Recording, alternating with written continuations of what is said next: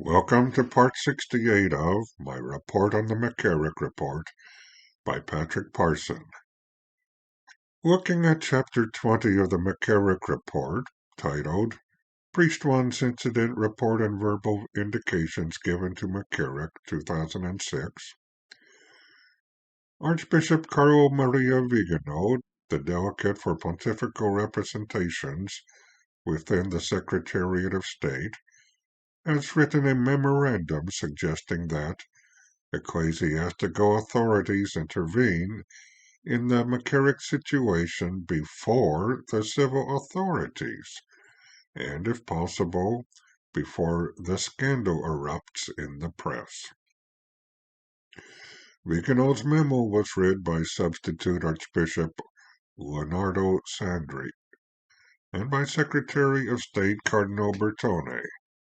Sandri responded by asking, "The least one can imagine would be a prohibition against any public pastoral activity, guiding him towards a retired life of penance and prayer.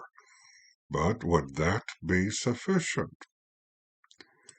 Secretary of State Cardinal Bertone wrote on the memo, "Cardinal Ray will write the nuncio for a discreet intervention."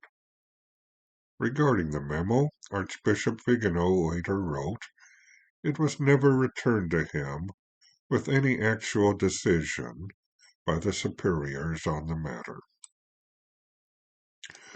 Nuncio Sambi, who had been trying to meet with McCarrick for months, finally caught up with him on December 15th, 2006. Sambi said he conveyed to McCarrick with love and clarity that remaining in the Neo-Catechumenal Seminary would be inopportune, and that McCarrick needed to lead a private and prayerful life so as not to be spoken of.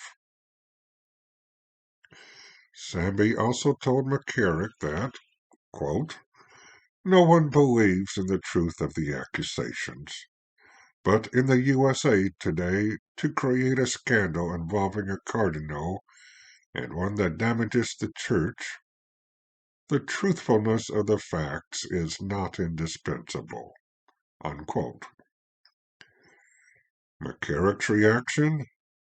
He became pale in the face and thanked Sambi for his fraternal manner, while pointing out that Priest One was 25 years old at the time of the alleged incidents, and that it was, quote, "therefore not a criminal matter, but that the intention to extract money is clear."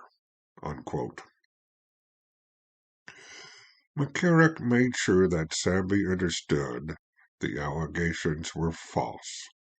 McCarrick also said with tears, "If I have to withdraw to a cloistered convent, I am ready to do so, even if that will be the death of me." Unquote.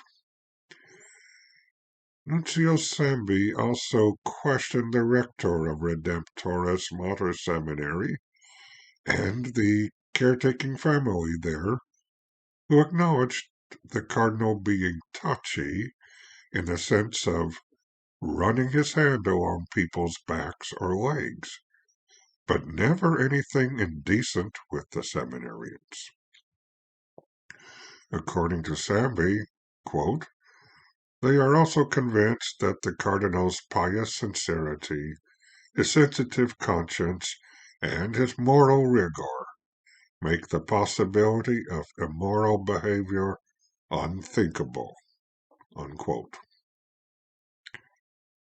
Cardinal Bertone discussed problems relating to Cardinal Theodore McCarrick with Pope Benedict XVI during their weekly meeting on January 15th, 2007.